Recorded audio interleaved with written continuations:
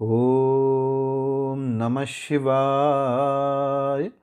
श्री शिव महापुराण रुद्र संहिता कुमार खंड दूसरा अध्याय।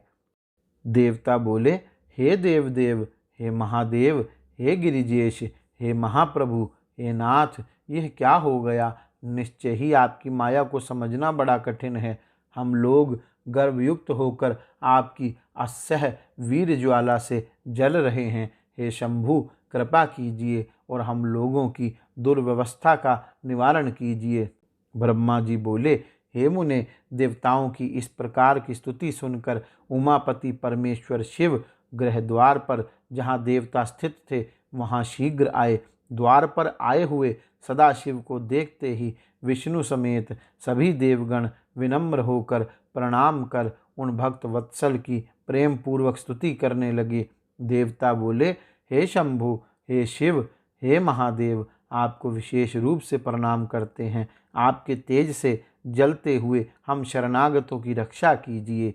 हे हर, इस दुख का हरण कीजिए, अन्यथा हम लोग निश्चित ही मर जाएंगे। इस समय देवताओं के दुख का निवारण करने में आपके बिना कौन समर्थ है। ब्रह्मा जी बोले, भक्तवत्सल सुरेश्वर भगवान शिव ने ऐसी दीनवाणी को सुनकर हंसते हुए देवताओं को उत्तर दिया। शिव बोले, हे हरे, हे ब्रह्मन, हे देवो, आप सभी मेरी बात सुने। आप लोग आज ही सुखी हो जाएंगे। सावधान हो जाएं। सभी देवगण मेरे तेज का शीघ्र ही वमन कर दें। मुझ सुप्रभु की आज्ञा मानने से आप लोगों को विशेष सुख होगा। ब्रह्मा जी बोले, विष्णु आदि सभी देवताओं ने इस आज्ञा को शिरोधार्य करके अव्यय भगवान शिव का स्मरण करते हुए शीघ्र ही तेज का वमन कर दिया। शंभु का स्वर्णिम आभा वाला अद्भुत तथा सुंदर कांति वाला वह तेज भूमि पर गिरकर पर्वताकार हो गया और अंतरिक्ष का स्पर्श करने लगा। श्री हरि सहित सभी देवगण सुखी हो गए और भक्त वत्सल परमेश्वर शिव की स्तुति करने लगे।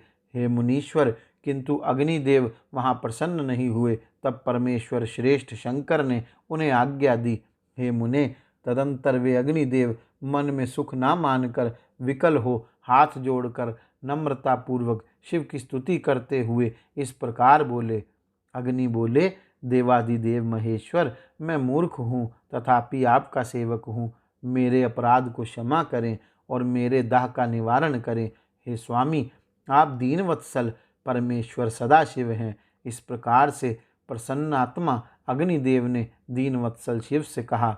ब्रह्मा जी बोले, अग्नि की यह बात सुनकर दीनवत्सल उन परमेशान सदाशिव ने प्रसन्न होकर अग्नि से इस प्रकार कहा।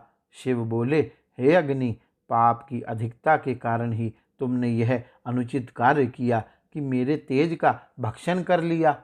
अब मेरी आज्ञा से तुम्हारे दाह का निवारण हो गया है। हे अग्नि, अब तुम मेरी शरण में आ गए हो, इससे मैं प्रसन्न हूँ। अब तुम्हारा सारा दुख दूर हो जाएगा और तुम सुखी हो जाओगे। अब तुम किसी सुलक्षणा स्त्री में मेरे रेत को प्रयत्नपूर्वक स्थापित करो, इससे तुम दाह मुक्त होकर विशेष रूप से सुखी हो जाओगे।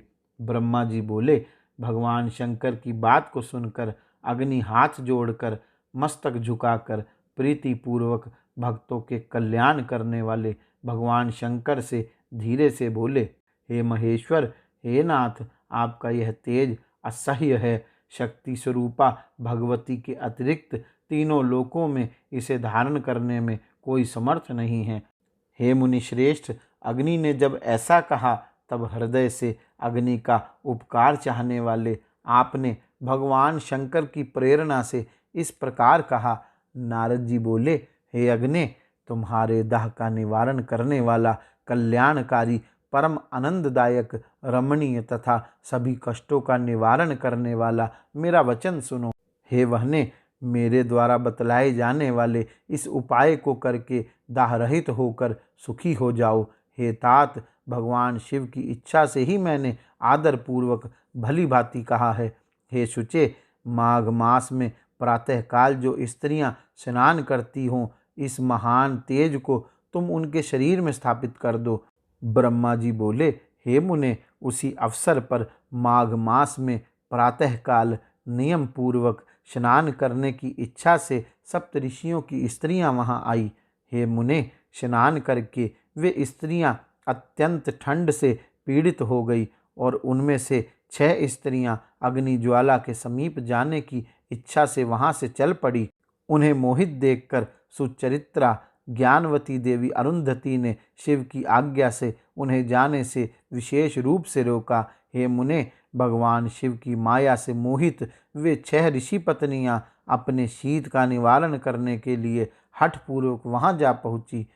हे मुने, अग्नि के द्वारा ग्रहित उस रेत के सभी कण रोमकूपों के द्वारा शीघ्र ही उन ऋषि पत्नियों के देहों में प्रविष्ट हो गए और वे अग्नि दाह से मुक्त हो गए।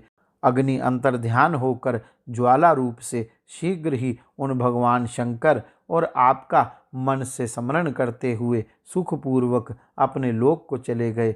हे साधो, वे स्त्रियां अग्नि के द्वारा दाह से पीड़ित और गर्भवती हो गई। हे तात, अरुंधति दुखी होकर अपने आश्रम को चली गई। हे तात, अपनी स्त्रियों की गर्भावस्था देखकर उनके पति तुरंत क्रोध से व्याकुल हो गए और परस्पर भली भांति विचार विमर्श करके उन्हें अपनी पत्नियों का त्याग कर दिया। हे तात, वे 6 ऋषि पत्नियां अपनी गर्भावस्था का विचार करके अत्यंत दुखित हो व्याकुल चित्त वाली हो गई।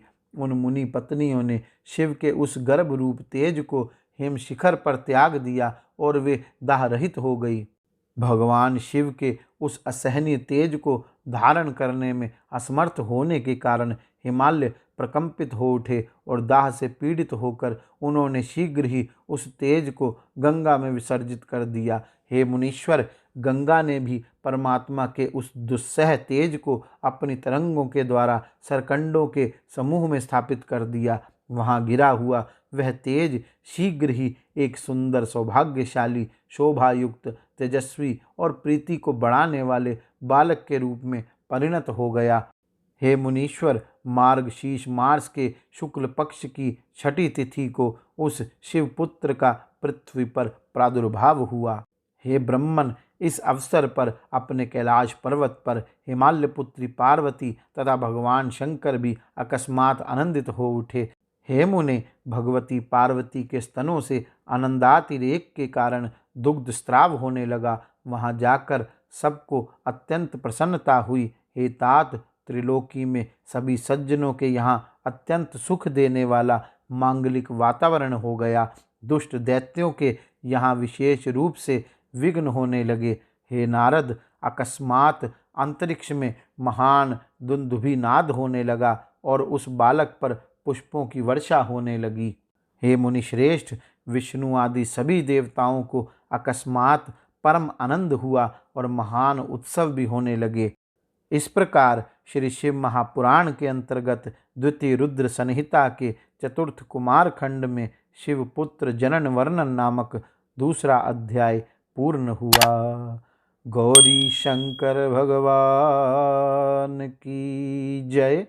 ओम नमः शिवाय।